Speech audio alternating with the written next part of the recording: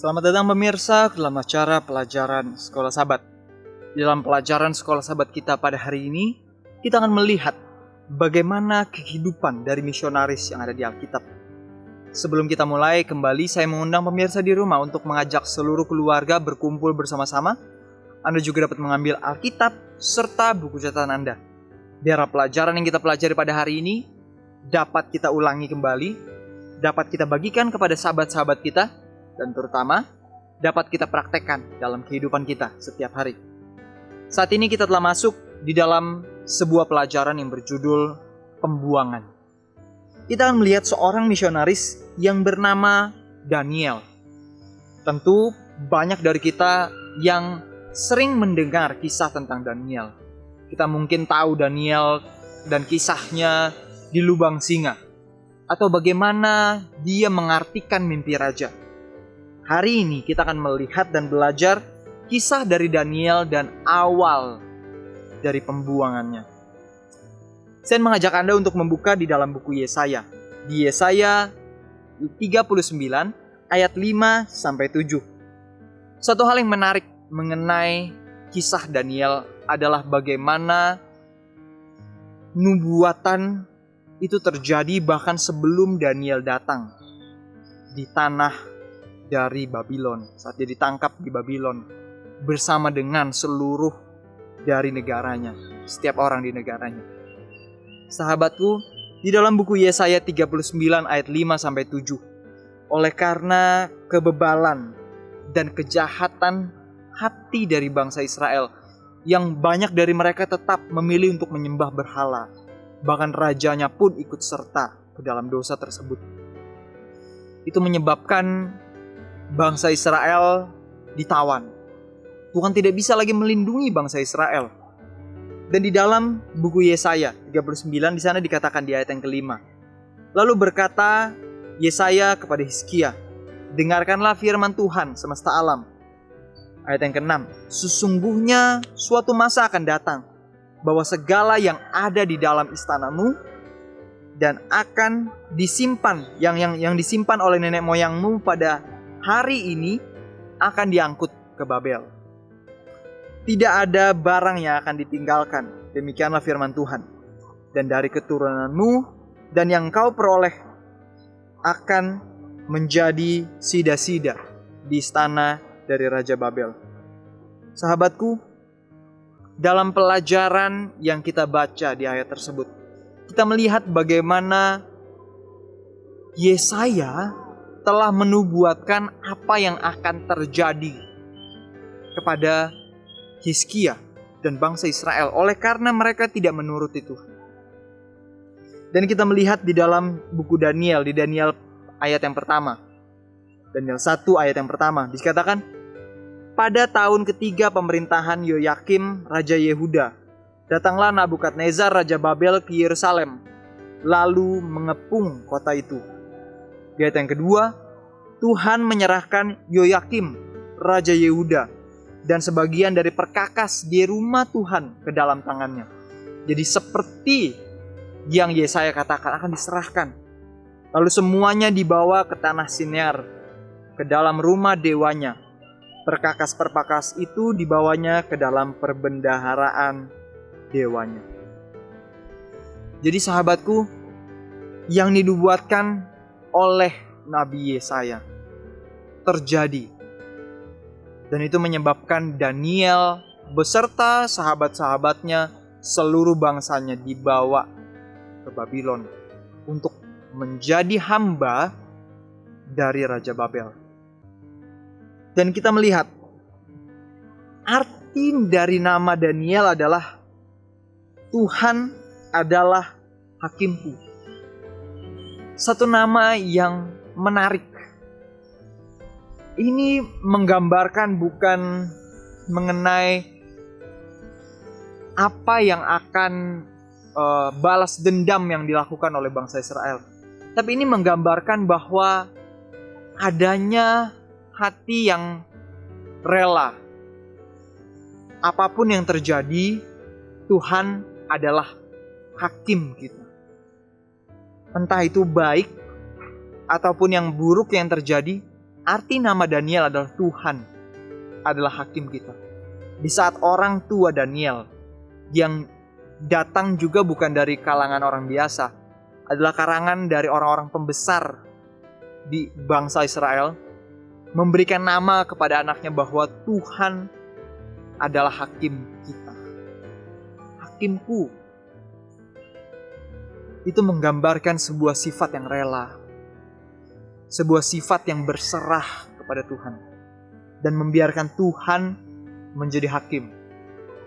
Sebelum kita lanjut, ada pelajaran pertama yang saya ingin ajak pemirsa untuk pikirkan.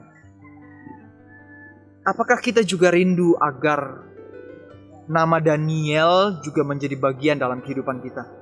Menjadikan Tuhan sepenuhnya menjadi hakim kita. Banyak dari kita, kebalikannya. Banyak dari kita yang menjadi hakim atas orang lain. Kita seringkali menjadikan diri kita yang menjadi hakim.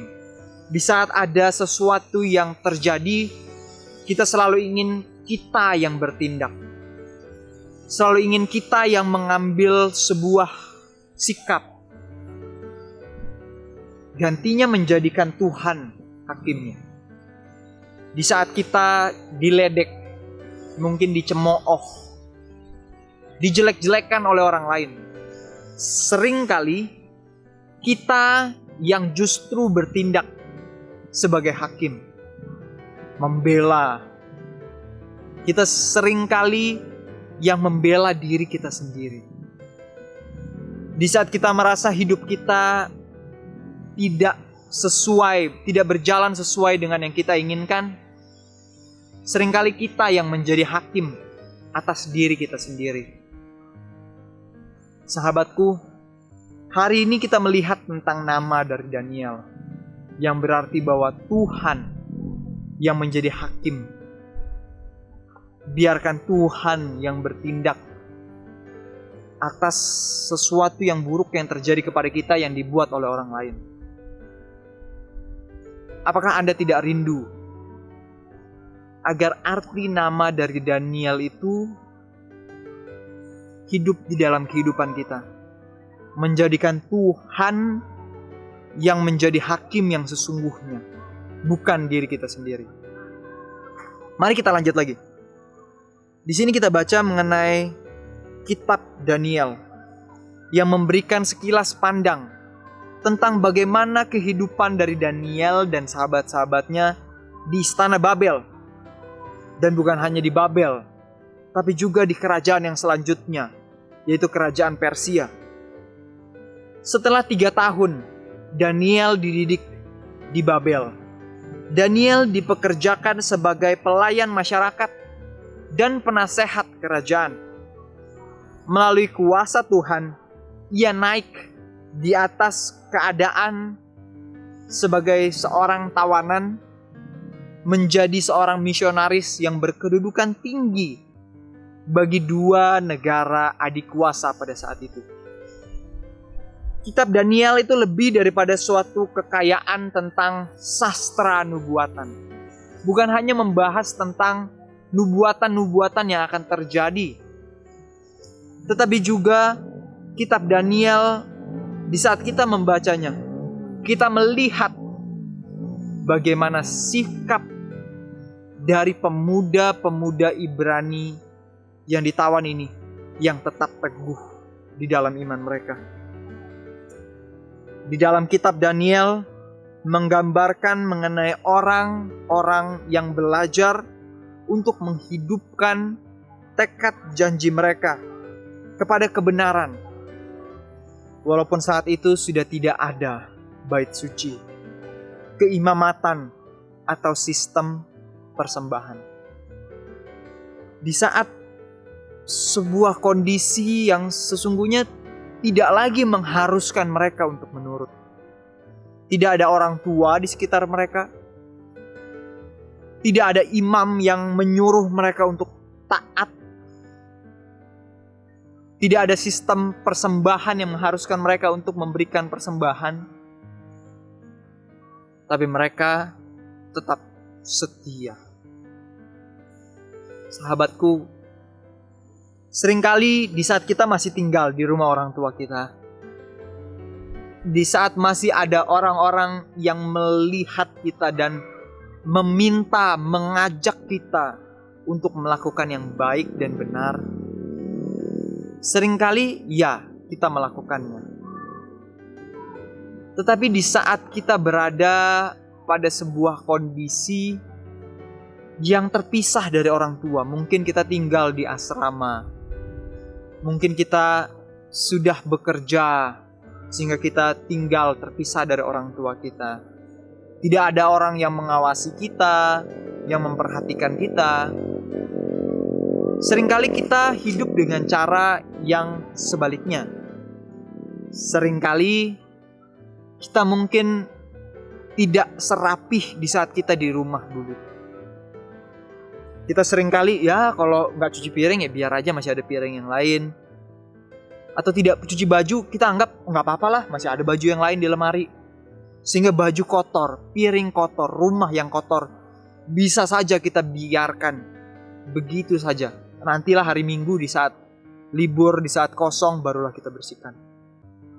Sahabatku, kisah Daniel tidak seperti itu. Walau di saat tidak ada seorang pun yang melihat kehidupannya, dia tetap setia.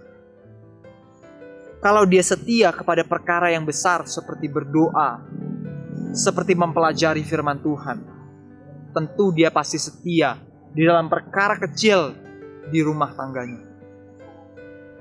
Tentu dia tidak membiarkan sampah menumpuk sehingga menjadi bau. Dia pasti akan bersihkan. Sahabatku, bagaimana dengan kehidupan kita? Apakah di saat tidak ada seorang pun yang melihat kita, kita juga melakukan hal yang sama? Apakah kita tetap setia di dalam perkara kecil di rumah tangga kita? Di saat tidak ada seorang pun yang melihat kita, apakah kita bermain gila dengan wanita atau laki-laki lain? Di saat tidak ada orang yang melihat kita, apakah kita melakukan tindakan yang seharusnya tidak kita lakukan? Pelajaran yang kedua pada hari ini adalah untuk tetap setia. Seperti Daniel dan sahabat-sahabatnya. Di saat setiap orang bertelut menunduk kepada menyembah patung, mereka tetap setia. Di saat tidak ada orang yang melihat apa yang mereka makan, mereka tetap setia untuk makan makanan yang tidak dinajiskan oleh penyembahan berhala, oleh binatang-binatang yang najis yang tidak seharusnya mereka makan. Padahal tidak ada orang yang lihat.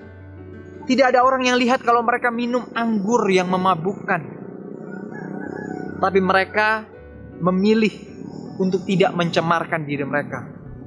Walaupun tidak ada seorang pun yang melihatnya. Bagaimana dengan kehidupan kita pada hari ini? Kita lanjut lagi. Di saat kita membaca buku Daniel, pasal yang pertama, kita akan dapat melihat sifat dan tabiat Daniel sebagai seorang misionaris. Seorang yang tetap setia walaupun di tengah bencana apapun. Kalau kita baca kisah Daniel di lubang singa, kita bisa melihat bagaimana Daniel walaupun dihadapkan kepada resiko kematian, dia lebih memilih untuk setia kepada Tuhan, berdoa kepada Tuhannya. Sahabatku, kita yang menyandang nama sebagai pengikut Kristus, lebih spesifik lagi sebagai umat Masehi Advent hari ke-7. Arti nama ini bukan hanya, arti nama Advent itu bukan hanya sekedar mengikuti dan menyembah Tuhan di hari yang ketujuh. Tetapi lebih daripada itu, kita adalah umat yang menantikan kedatangan Tuhan yang kedua kali. Arti nama Advent. Dan menyembah Tuhan di hari yang ketujuh, seperti yang Tuhan inginkan di dalam firman-Nya. Tapi pertanyaannya, apakah kehidupan kita juga menggambarkan kehidupan dari orang-orang yang sedang menantikan kedatangan Tuhan yang kedua kali? Apakah pemikiran kita, hati kita, uang yang kita miliki menunjukkan bahwa kita sedang hidup di akhir zaman, menantikan bahwa Tuhan akan segera datang yang kedua kali?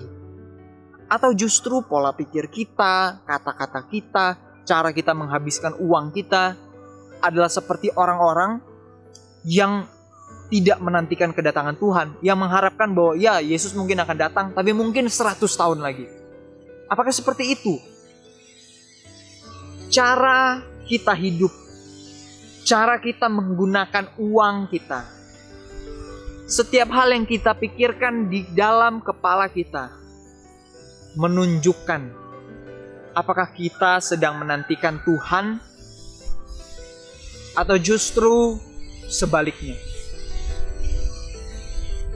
Kehidupan kita haruslah seperti Yusuf di Mesir, seperti Daniel dan kawan-kawannya di Babylon, agar dunia bisa melihat bahwa kehidupan kita berbeda dengan orang-orang di dunia. Dan melalui melihat kehidupan kita yang berbeda, orang-orang akan tertarik untuk mengenal Tuhan. Di dalam rencana Tuhan, orang-orang ini ditawan. Yusuf, Daniel, dan sahabat-sahabatnya ditawan supaya mereka dapat membawa pengetahuan yang sejati tentang Tuhan kepada orang-orang kafir. Dan terbukti, Raja Babylon ada yang bertobat. Firaun di Mesir dan orang-orang Mesir bisa melihat Tuhan yang disembah oleh Yusuf. Mereka menjadi wakil Tuhan di dunia di saat mereka tinggal. Mereka tidak akan berkompromi dengan bangsa-bangsa penyembah berhala, dengan siapa mereka berhubungan. Tetapi mereka tetap berdiri setia di dalam iman mereka, menyandang sebagai kehormatan istimewa nama dari para penyembah Tuhan, pencipta langit dan bumi. Sahabatku, seperti kehidupan dari Yusuf, seperti kehidupan dari Daniel, begitu jugalah yang Tuhan inginkan dari kehidupan masing-masing kita. Dimanapun kita berada saat ini, Tuhan rindu agar kita berdiri teguh menjadi wakilnya di atas dunia ini. Agar orang-orang yang melihat kita dapat melihat sebuah kehidupan dari penyembah Tuhan yang sejati. Melalui pemikiran kita, kata-kata kita, kehidupan kita. Biarlah kehidupan kita menjadi sebuah kehidupan yang tidak mementingkan diri. Bukan menjadi kehidupan dari orang-orang yang sombong atas iman mereka. Biarlah kehidupan kita menjadi kehidupan yang jauh dari keduniawian, jauh dari pesta pora, kemewahan, dan sikap mementingkan diri. Biarlah kehidupan kita penuh dengan kesederhanaan, seperti yang Yesus miliki. Sahabatku, pikirkan, bagaimana sebenarnya mudah bagi Daniel untuk berkompromi.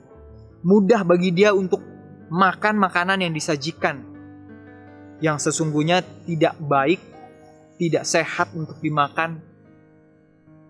Mudah bagi dia dan sahabat-sahabatnya untuk bertelut menyembah kepada patung yang disembah oleh negara Babylon. tetapi dia tidak lakukan itu. Hari ini, di tengah dunia di mana kita hidup, adalah satu hal yang mudah bagi kita untuk berkompromi, untuk menyerupai seperti dunia, melakukan apa yang orang banyak lakukan. Tetapi sahabatku, hari ini biarlah kita meneguhkan kembali tekad kita, agar kita tidak hidup sama seperti orang-orang dunia, agar kita hidup seperti Yusuf dan Daniel di negeri asing, seperti kita yang saat ini sedang hidup di negeri asing, karena hidup dan rumah kita ada di surga bersama dengan Tuhan. Sahabatku, hari ini kita telah belajar mengenai Daniel di tengah pembuangannya. Dimanapun kita berada, biarlah kita tetap setia seperti Daniel dan sahabat-sahabatnya. Sampai di sini pembacaan dari renungan kita dalam renungan sekolah sahabat kita. Bagikan pelajaran yang kita pelajari pada hari ini kepada paling kurang satu orang pada hari ini. Bagikan juga kepada keluarga dan sahabat-sahabat Anda. Sampai bertemu lagi. Tuhan memberkati dan Maranatha.